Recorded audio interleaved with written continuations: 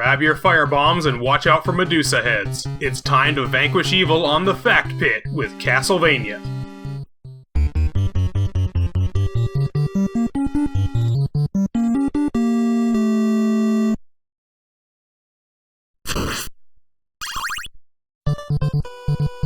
The squares at the edges of the title screen represent the perforations on film stock, which is appropriate since Castlevania was made as an homage to classic horror movie monsters.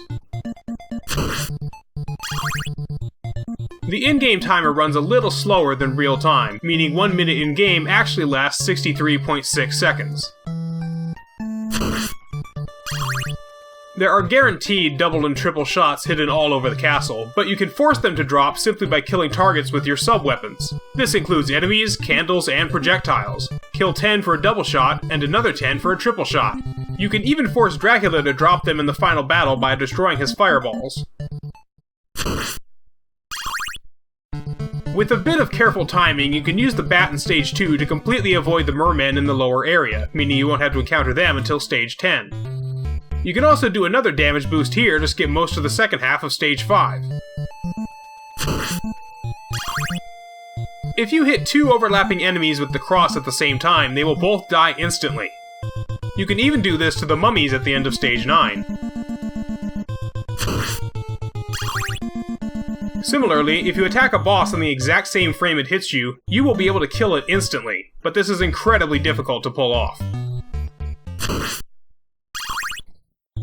While most of the items and enemies are known by their correct names these days, the game was originally censored in the American release to remove copyrighted and religious imagery. Dracula was simply called The Count, the Vampire Killer was the Magic Whip, Holy Water was Fire Bombs, and the Cross was called a Boomerang, but it was still shaped like a cross, so I don't know who they were trying to fool.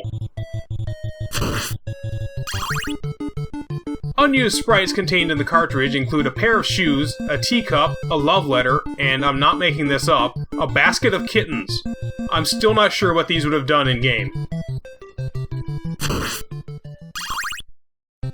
The damage you take is not actually determined by what hits you. All that matters is what stage you're on. On stages 1 through 6 you take 2 blocks per hit, 7 through 12 you take 3, and 13 and on you take 4.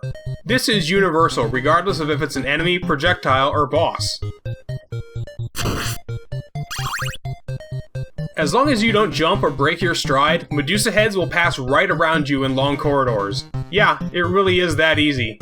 Now why don't you try out your new skills and see if you can show the evil count who's boss.